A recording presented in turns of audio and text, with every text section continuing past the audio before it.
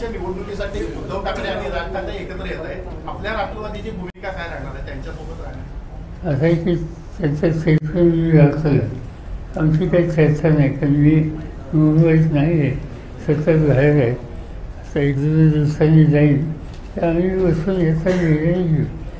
पण तो निर्णय सगळीकडे सारखा असेल असं नाही.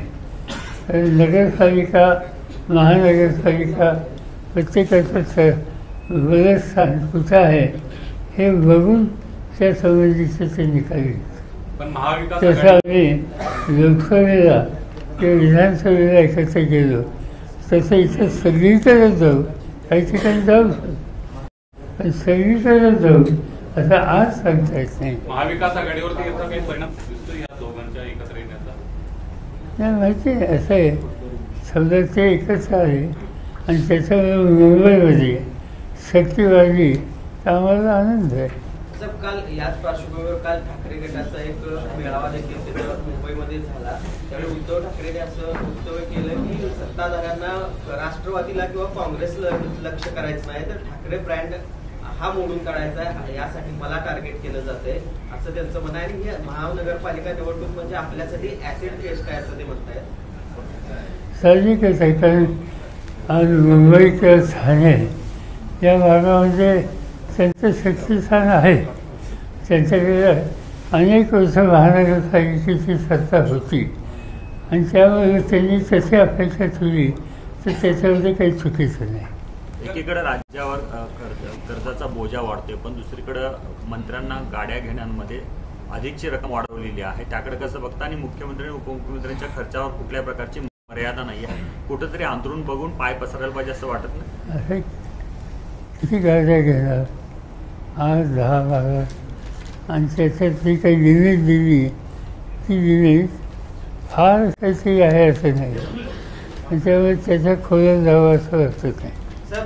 मराठा आरक्षणाच्या संदर्भामध्ये हैदराबाद गॅजेटची काय अंमलबजावणी करण्याच्या हालचाली सुरू आहेत, त्याला छगन भुजबळ सातत्यानं विरोध करतायत. आज समता परिषदेचा एक मेळावा देखील ते नागपूरमध्ये घेत आहेत. कुठेतरी विरोध ओबीसीना एकत्र करण्याचा प्रयत्न छगन भुजबळांकडून होतो आणि शक्ती प्रदर्शनाचा देखील प्रयत्न या निमित्तानं ते आज करताना दिसतात. नाही, कसं आहे, हैदराबादचं गॅजेट जे आहे ते एक दिशा दाखवतं. मला स्वतःला हैदराबादचा गॅजेट आणि त्याच्याचा दृष्टिकोन हा यापूर्वी माहीत नव्हता. त्याची कॉफी मला हल्ली मिळाली. त्याच्यामध्ये त्याचा आधार महाराष्ट्र सरकारने घेतला. मला याच्यामध्ये 2 गोष्टी विचार करायला लागतोय. हा प्रश्न सुटावा, सामंजस्य राहावं, आपल्याची एकीची वेग हे उचलून देऊ नये ही भावना सगळ्यांचीच असणार, त्याच्यात काही वाद नाही. मग ते करायचं असेल तर कटुता कमी झाली पाहिजे आणि सुसंवाद साधला पाहिजे. मग ते भुजबळ असतील, मुख्यमंत्री असतील, त्यांनी कमिटी नवीन त्याचे प्रमुख असतील, त्या सगळ्यांशी सुसंवाद साधून एक सामंजस्य महाराष्ट्रात कसं राहील त्याची काळजी घ्यायची गरज आहे. कारण या प्रश्नावर गावागावामध्ये कटुता आणि संघर्ष हा महाराष्ट्राच्या दृष्टीनं घातक आहे. आता हे करायचं असेल तर एकत्र कसं यायचं आणि त्याची जबाबदारी साहजिकच सरकारने याच्यात काही निर्णय घेतले. राज्य सरकारने निर्णय घेतल्याच्या नंतर पुढची दिशा ठरवायला त्यांनी 2 कमिट्या केल्या. एक कमिटी विशेषतः मराठा समाजाच्या प्रतिनिधींची आणि दुसरी कमिटी ओबीसीचं प्रतिनिधित्व करतात त्यांची. एकाचे अध्यक्ष विखे आणि एकाचे त्यांचं नाव बावनकुळे. आणि या दोघांच्या कविता बघितल्या. विखेंच्या कवितेमध्ये एका दुसरी व्यक्ती सोडली सगळे सभासद एका जातीचे. आणि बावनकुळ्यांची समिती बघितली त्याच्यात सगळे सभासद ओबीसीचे आहेत. आपण ऐक्य करायचं होतं आणि जाती हे ऐक्य कसं करायचं मला माहिती नाही. मुख्यमंत्र्यांचा कुठं आहे कधी भेटतील तेव्हा आम्ही चर्चा करू. पण ज्यांनी सामाजिक ऐक्य प्रस्थापित करता येईल तोच रस्ता आपल्याला घ्यावा. दुसरा रस्ता महाराष्ट्राला परवडणारा नाही. सामाजिक ऐक्य अबाधित राहावं यासाठी सरकारनं पुढाकार घ्यावा अशा पद्धतीचं आवाहन तुम्ही करताय. याआधी तुम्ही देखील अशा पद्धतीचं वक्तव्य केलं होतं की आवाहन केलेलं होतं सरकारला सुद्धा. मात्र देवेंद्र फडणवीस ते काही गांभीर्यानं घेताना दिसत नाहीत. कारण त्यांचं म्हणणं आहे शरद पवार जर एक्स म्हणत असतील तर ते वाय समजावं असं म्हणजे गांभीर्यानं अजून देखील मग पाहत नाहीत म्हणायचं का? त्यांनी काही म्हणावं. आपल्याला राज्याच्या हिताच्यासाठी जे योग्य असतं त्या रस्त्याने जायला पाहिजे. आम्ही या प्रश्नावर कटुता कमी करण्याच्यासाठी कुणी काही विधानं केली. मुख्यमंत्री बोलले किंवा ते काय त्यांचं नाव हके ते काहीतरी बोलतात, आणखीन काही लोक बोलतात, त्याच्याकडे लक्ष द्यायचं नाही. लोकांना एकत्र कसं, कारण हा खरा प्रश्न आहे तर तुमच्याकडे नाही फार.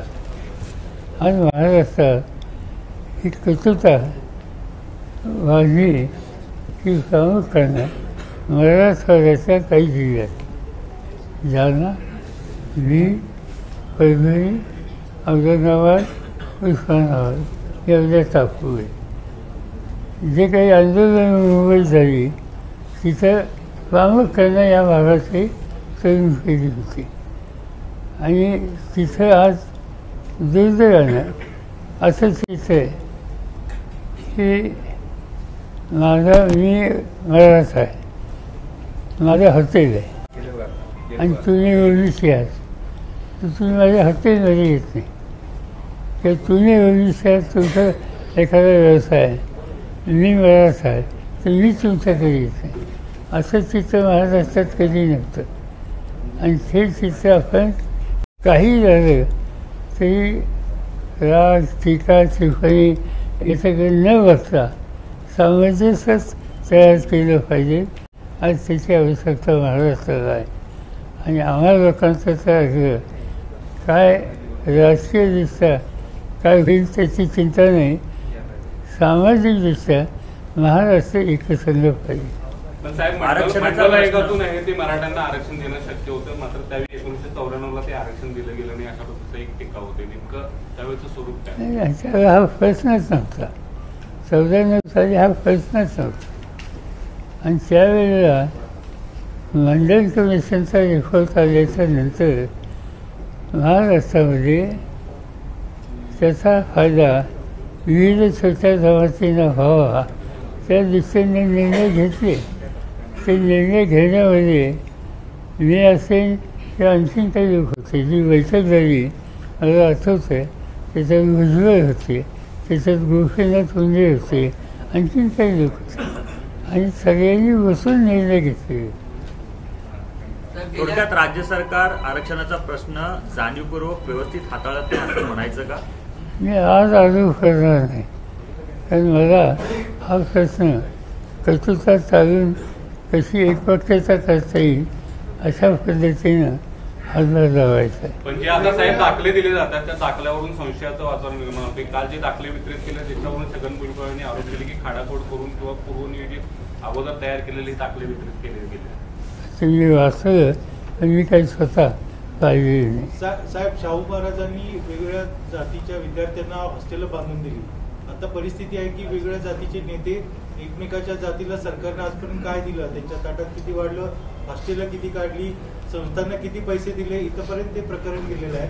परत अशी वेळ येईल का की विद्यार्थ्यांना सुद्धा वेगवेगळ्या जातीचे हॉस्टेल तयार करायला लागतील? असं आहे की या देशामध्ये आरक्षणाच्या संबंधित विचार आणि प्रशासकीय आदेश हा कोल्हापुरात निघाला. शाहू महाराजांनी या संबंधीचा निकाल घेतला. आणि सहमताचा निकाल घेताना त्यांनी या जातीचा त्या जातीचा आक्षाने विचार नव्हता. जो गरीब आहे, जो अडचणीचा आहे, तो या जातीचा असेल तर त्याची समस्या सोडवण्याच्यासाठी काही सुविधा द्यायला पाहिजे. आणि त्यामुळं 50% लोकपाल आरक्षण हे सहमताने आणले होते. माझ्या मते तो व्यापक दृष्टिकोन आधी ठेवण्याची गरज आहे.